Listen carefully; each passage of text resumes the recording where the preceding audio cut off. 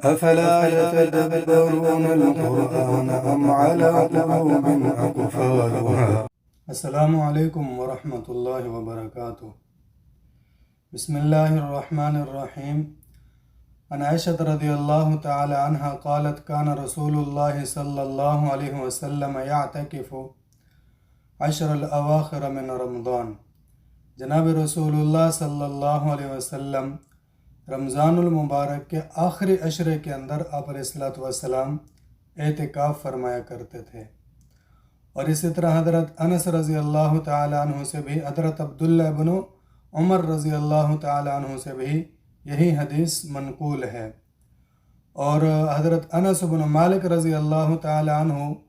فرماتے ہیں رسول اللہ صلی اللہ علیہ وسلم ہر رمضان المبارک میں آخری عشرے کے اندر اعتکاف فرمایا کرتے تھے۔ ولم یعتکف عاما، ایک سال آپ علیہ السلام نے اعتکاف نہیں فرمایا۔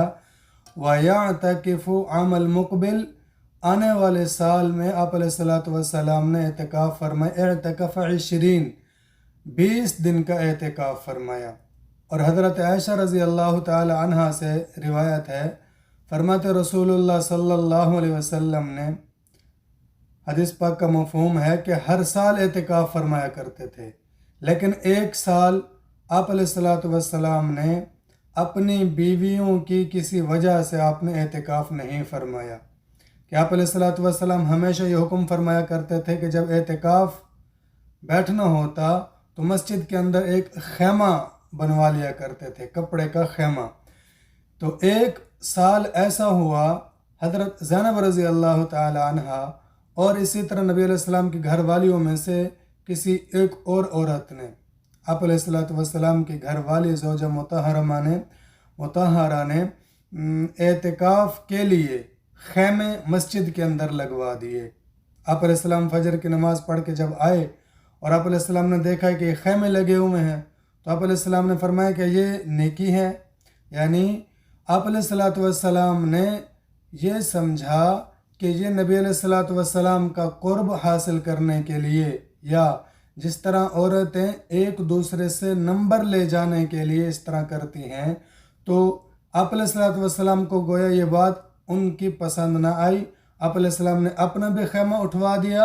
اور بیویوں کا خیمہ بھی اٹھوا دیا۔ تو اس سال آپ علیہ السلام نے اعتکاف نہیں فرمایا، تو اسی سال شوال کے اندر آپ علیہ السلام نے پھر 10 دن کا اعتکاف فرمایا تھا۔ ان احادیث مبارکہ سے معلوم ہوتا ہے کہ حضور علیہ السلام اعتکاف ہمیشہ فرمایا کرتے تھے۔ حضرت انس نے فرمایا کہ ایک سال آپ نے اعتکاف نہیں فرمایا تو آنے والے سال 20 دن کا آپ نے اعتکاف فرمایا ہے۔ اور ایک روایت کے اندر ہے آپ علیہ السلام فتح مکہ کے لیے جب گئے تھے، فتح مکہ والے سال، تو کیونکہ وہ رمضان مبارک کا سفر تھا اس لیے آپ علیہ السلام نے اعتکاف نہیں فرمایا تھا، تو آنے والے سال آپ علیہ السلام نے 20 دن کا اعتکاف فرمایا۔ اس سے معلوم ہوتا ہے اعتکاف سنت مؤکدہ ہے۔ اور اللہ جل جلالہ نے جب حضرت ابراہیم علیہ السلام اور حضرت اسماعیل علیہ السلام سے عہد اور پیمان فرمائے، ان سے عہد اور پیمان لیے، اللہ ارشاد فرماتے ہیں وَعَاهِدْنَا إِلَىٰ إِبْرَاهِيمَ وَإِسْمَاعِيلَ أَن طَهِّرَا بَيْتِيَ لِلطَّائِفِينَ وَالْعَاكِفِينَ وَالرُّكَّعِ السُّجُودِ۔ ہم نے ابراہیم اور اسماعیل علیہ السلام سے عہد اور پیمان لیا کہ مسجد الحرام کو آپ پاک صاف رکھیں گے، خالی رکھیں گے، ہر چیز یہ بت وغیرہ جو چیزیں ان سے آپ فارغ اور خالی رکھیں گے۔ کن کے لیے؟ نماز پڑھنے والوں کے لیے، ان طہرا بیت للطائفین طواف کرنے والوں کے لیے، والعاکفین اعتکاف کرنے والوں کے لیے، والرکع السجود نماز پڑھنے والے رکوع اور سجدہ کرنے والوں کے لیے۔ قرآن پاک کے اندر ہے وَلَا تُبَاشِرُوهُنَّ وَأَنْتُمْ عَاكِفُونَ فِي الْمَسَاجِدِ، جب تم مسجدوں میں اعتکاف بیٹھے ہوئے ہو تو تم اپنی بیویوں کے ساتھ ہم بستری مت کرو، تمہیں ہم بستری کرنے کی اجازت نہیں ہے۔ اب اس سے کیا معلوم ہوتا ہے؟ اعتکاف سنت مؤکدہ ہے، اعتکاف مسجد کے اندر لازمی ہے مردوں کے لیے، اور اعتکاف کے اندر یہ ہے کہ ان ایسی چیزوں سے بچنا لازم ہے جو اعتکاف کو توڑنے والی ہیں۔ یاد رکھیے گا اعتکاف اگر واجب ہے، نظر کا ہے، اور اگر سنت ہے رمضان مبارک والا، تو اس کے اندر اعتکاف کے ساتھ ساتھ روزہ لازمی ہے۔ بغیر روزے کے احناف کے ہاں اعتکاف نہیں ہوتا۔ اگر بندہ اعتکاف میں ہے اور اس نے روزہ رکھا ہوا ہے دن کا، اور روزہ اس کا ٹوٹ گیا ہے، تو روزے کے ٹوٹنے کے ساتھ اعتکاف بھی ٹوٹ جاتا ہے۔ البتہ کچھ چیزیں ایسی ہیں جو اعتکاف کو تو توڑ دیتی ہیں لیکن روزے کو نہیں توڑ دیتی۔ مثلا اپنے معتکف سے باہر جانا، مسجد کے اندر جس مسجد میں بیٹھے ہے، اس مسجد سے باہر جانا اعتکاف کو توڑ دیتا ہے، مگر چند صورتیں ایسی ہیں جن کے اندر مسجد سے باہر جانے کی اجازت ہے، ان صورتوں کے اندر اعتکاف نہیں ٹوٹتا ہے۔ اور وہ کون سی صورتیں ہیں؟ جو انسانی بشری تقاضے ہیں، مثلا پیشاب پخانہ کرنے کے لیے، یا غسل واجب ہو گیا نہانے کے لیے، یا آپ مسجد میں بیٹھے ہیں تو کھانا پہنچانے والا، سحر اور افطار پہنچانے والا کوئی نہیں ہے، تو پھر آپ اپنی اس حاجت کو پورا کرنے کے لیے باہر جا سکتے ہیں۔ تمام بشری تقاضے جو لازمی ہے کہ آپ ہی خود پورے کریں اور آپ کے بغیر کوئی پورا کرنے والا بھی نہیں،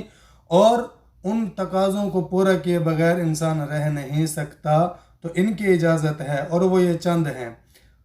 کسی کی بیمار پرسی کے لیے چلے جائیں، کوئی خرید فروخت کرنے کے لیے چلے جائیں، یعنی خرید فروخت ایسی جو بعد میں بھی کی جا سکتی ہے۔ البتہ اگر آپ کے پاس کھانے پینے کے لیے کچھ نہیں ہے، آپ کا گھر بھی یہاں پر نہیں ہے، لازمی ہے کہ آپ نے دکان سے کچھ چیز خریدنی ہے کھانے پینے کے لیے، تو یہ آپ کے بشری تقاضے کے اندر داخل ہوگی، جس کی وجہ سے اعتکاف نہیں ٹوٹے گا، آپ کو اس کی اجازت ہوگی۔ ہاں،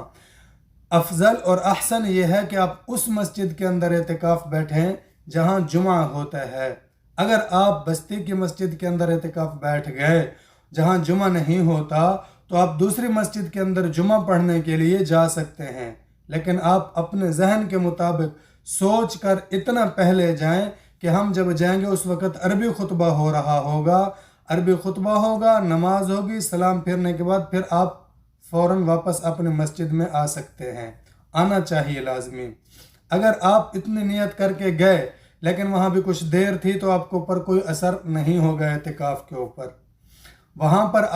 کوئی آپ سے بات کرے تو آپ صرف اتنا کہہ سکتے ہیں کہ میں اعتکاف سے ہوں، بات نہیں کر سکتا، اور سلام کا جواب بھی دے سکتے ہیں۔ اور اگر نماز پڑھنے کے بعد وہیں اسی مسجد کی نیت کر لی جمعہ کی نماز پڑھنے کے بعد، تو پھر آپ آخر تک اسی مسجد کے اندر بھی رہ سکتے ہیں۔ اعتکاف کا مطلب ہوتا ہے کہ جم جانا، بیٹھ جانا، اور ہر چیز سے خلوت اختیار کر لینا، اپنے تمام دنیاوی کاموں کو چھوڑ کر اللہ جل جلالہ کی رضا کو حاصل کرنے کے لیے، اللہ جل جلالہ کو راضی کرنے کے لیے اللہ کے در کے اوپر آ کر بیٹھ جانا۔ مولانا اشرف علی تھانوی صاحب فرماتے ہیں یہ ایسا ہے جیسے کوئی بندہ اپنا سارا سامان وغیرہ لے کر کسی کے چوکھٹ کے اوپر جا کر دیڑا ڈال دے اور کہے کہ بیٹھا رہوں گا جب تک کہ آپ میرا کام نہیں کریں گے، اپنی مغفرت تک یہاں پر بیٹھا رہنا، اس کا مطلب یہی ہوتا ہے۔ اور اللہ جل جلالہ فرماتے ہیں کہ ایک دفعہ معافی مانگو میں معاف کر دینے والا ہوں، تو اعتکاف کے اندر اللہ جل جلالہ معاف فرما دیتے ہیں۔ اعتکاف کا مطلب ہوتا ہے کہ اپنے آپ کو فارغ کر لینا اللہ کی عبادت کے لیے، اور اس کا مقصد یہ ہوتا ہے، جناب رسول اللہ صلی اللہ علیہ وسلم نے جو اعتکاف فرمایا اس کا مقصد تھا لیلۃ القدر کو تلاش کرنا۔ ایک سال آپ نے پہلا عشرہ اعتکاف آپ نے کیا، پھر دوسرا عشرہ اعتکاف فرمایا، پھر جب تیسرا عشرہ شروع ہوا تو آپ علیہ السلام اپنے حجرے سے اپنے اس اعتکاف والی جگہ سے باہر تشریف لائے اور فرمایا جن لوگوں نے میرے ساتھ پہلے اعتکاف کیا ہے ان کو چاہیے کہ اگر وہ کرنا چاہیں اعتکاف تو تیسرا عشرہ بھی میرے ساتھ اعتکاف کریں۔ اور لیلۃ القدر کو چونکہ تلاش کرنا مقصد ہے، اس لیے آپ علیہ الصلوۃ والسلام نے تیسرے عشرے کا بھی اعتکاف فرمایا، پھر اس کے بعد ہمیشہ آپ آخری تیسرے عشرے کا اعتکاف کرتے رہے۔ تو اس سے معلوم ہوتا ہے کہ اعتکاف کا مقصد ہے اللہ کو راضی کرنا اور لیلۃ القدر کو تلاش کرنا، اور لیلۃ القدر کو تلاش کرنا بھی اللہ جل جلالہ کی رضا کے اندر ہی شامل ہے۔ اور آپ علیہ السلام نے جو آخری عشرے کے اندر پھر ہمیشہ کے لیے اعتکاف فرمانا شروع فرما دیا، تو اس سے معلوم ہوتا ہے آپ کہ لیلۃ القدر آخری عشرے کے اندر ہے، اور آپ علیہ السلام کو بتائی بھی گئی تھی لیلۃ القدر کون سی رات ہے، اور پھر آپ علیہ السلام امت کو بتانے کے لیے بھی آئے، لیکن اللہ نے اپنی حکمت بالغہ کے تحت جناب رسول اللہ صلی اللہ علیہ وسلم کے ذہن سے یہ بات اتار دی اور آپ علیہ السلام کو بھلوا دیا، تاکہ امت محنت کرتی رہے اور اللہ جل جلالہ کی عبادت کے اندر زیادہ سے زیادہ دن لگا دے،